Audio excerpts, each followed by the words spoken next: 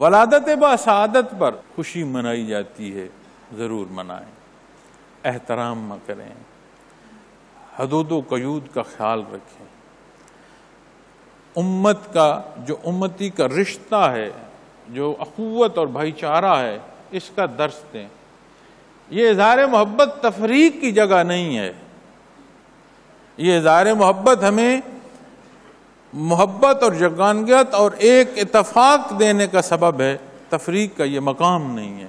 اگر محبت ہے تو، اگر عشق سچا ہے تو یہ جوڑے گا، یہ تفریق نہیں کرے گا۔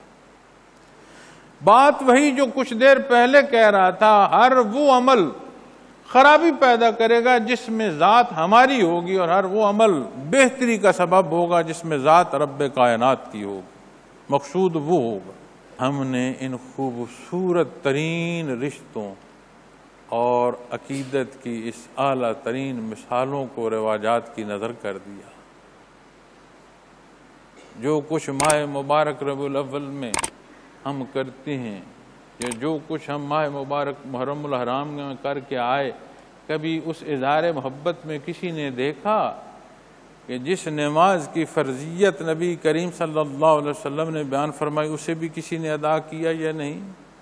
حلال حرام کو بھی کسی نے دیکھا یا نہیں دیکھا؟ غلط صحیح کو بھی کسی نے دیکھا کہ نہ دیکھا؟